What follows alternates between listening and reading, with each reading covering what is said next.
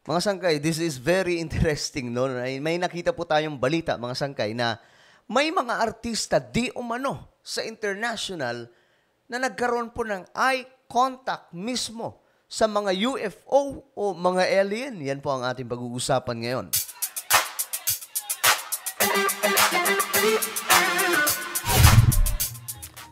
So bago po tayo magsimula, alam nyo na, matik na mga sangkay. I-subscribe nyo po muna itong ating channel sa mga hindi pa po nakakapag-subscribe mga sangkay. So sa ibaba ng video na ito may makikita po kayong subscribe button. Pindutin nyo lamang po yan, tapos pindutin nyo po yung bell at pindutin nyo po yung all. Ulitin ko, click the subscribe down below. Click the bell and click all. Ito nga guys, sobrang interesado ako sa balitang to eh. Ayan po. May mga artista umano, ayan no. Ano pa talaga? So kumbaga, pumexman pa mga sangkay na nakita po nila itong mga UFO.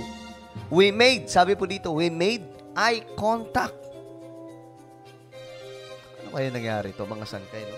Ang pinagtataka ko nga dito, bakit US lamang po yung mga ganitong taseng issue eh. After a US military official claimed that the US government has alien ships and non-human biological remains, the conversation has again shifted to whether life exists elsewhere in the universe or if aliens are already among us. So ayan mga sangkay. After po ito, kasi para po sa inyong kaalaman, review lang po tayo sa mga hindi po nakapanood sa ginawa nating vlog nakaraan. Ang US military, mga official po ito ng military ng Amerika ha. Tandaan nyo. Claim po nila na may tinatago di umano ang US government na katotohanan tungkol po sa mga alien, sa pag-i-exist ng mga sasakyan ng mga alien. Ngayon mga sangkay, eto na po, nagkaroon na po tuloy ng mga katanungan ang marami sa buong mundo. Kung ang mga alien nga ba ay totoong nag-i-exist sa ibang mga planeta, or itong mga alien ay talagang kasama na po natin sa ating mundo na ginagalawan. Grabeng tanong, no? Pero ito yung isa sa mga tanong na nasa isip ko rin. Itong exoplanets kasi, yung labas po ng ating solar system, yung mga exoplanets na nagkalat po sa ating kalawakan na mayroon pong millions light years na layo. Sino kaya ang nakatira doon? Kasi ang nakikita po dito ng iba na mayroon nga raw po talaga mga nakatira sa mga lugar na ito, sa mga planetang ito, sa exoplanets. May mga kahalintulad sa Earth natin, may mga mas magaganda pa sa ating planeta. Ayon po sa mga discovery ng mga scientist or mga nakikita ng mga yung mga archaeology, yung mga astronomers natin na tinitingnan po yung buong paligid ng kalawakan. So very interesting itong topic. Ilan daw po ng mga artista, hindi na po kailangan na after the statement from former Air Force officer David Grush, ano ba to? In front of the U.S. Congress, there's been a lot of controversy with some minds totally blown and others flat out denying his claims. But many, may mga celebrities need no convincing as they swear they've seen aliens or UFOs for themselves. Paano nangyari? Ano ba to? Baka na naman twisted itong story na to, mga sangkay, di ba? Pero yun nga po, ito po yung malaking pasabog kasi ngayon sa US.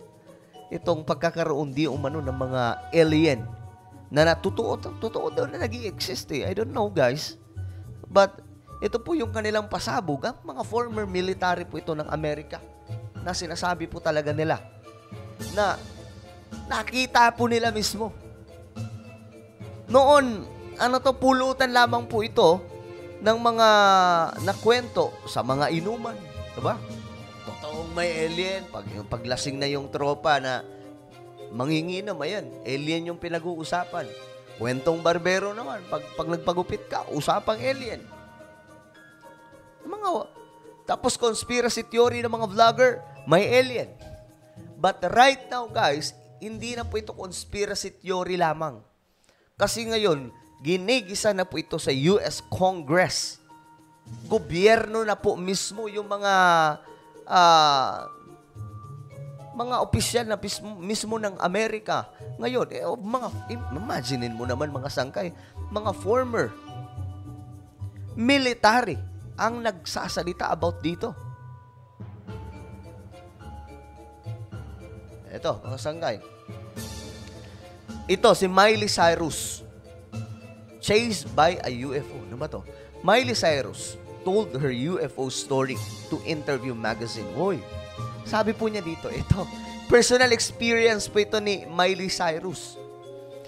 Siya daw po ay nagdadrive sa San Bernardino. Kasama po ang kanyang kaibigan. And sabi po niya dito, I got chased down by some sort of UFO.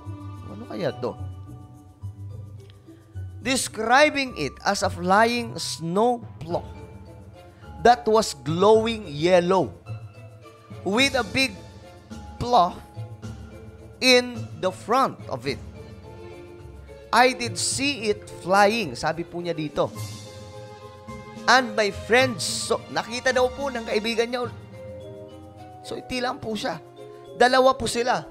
'Di ba kasi pag kwentong multo, mga saan kayo, mga ghost na ganyan. Ang kwento, yung isang kaibigan nakakita, pero yung isang kaibigan hindi niya nakita. 'Di ba mga ganun? Yung isa lang ang pinakita, isa lang daw yung tinakot. Pero yung katabi niya, hindi niya po alam, hindi niya nakita. Unaware siya. But eto, ang kwento ni Miley Cyrus, mga sangkay, nakita po mismo nila, dalawa sila, kasama po ng kanyang kaibigan. Sabi po dito, there were a couple of other cars on the road, and they also stopped to look. So I think what I saw was real. Hindi lang pala siya. Marami pa silang mga nagdadrive sa kalsada. Nakita po yung ganon. Huminto po sila at tinignan po nila. Kaya naman pala may mga tao talagang yung kanilang testimony about dyan ay hindi mo kayang baliin ng mga sabi-sabi lang na mga kwento. Diba? Sabi po dito, it looked at me and we made eye contact. Seryoso ba? Sabi po dito, she continued saying that she was being sitting in the front of the UFO. It looked at me and we made eye contact. Eye contact mismo ha. And I think that's what really shook me. Looking into the eyes of something that I couldn't quite wrap my head around. Ito, personal experience pa ito mga sangkay. The singer and actress added that she was shaken up for 5 years after the experience. Oy, I couldn't really look at the sky the same. I thought they might come back. While also admitting that there were some substances involved, namely weed wax. So, personal niya pong yun. Imagine, 5 years. Para po siyang aligaga. Kasi baka parang iniisip niya, hindi po siya makatingin sa itaas dahil feeling niya. Okay. Very interesting. Ito naman, si Kurt Russell.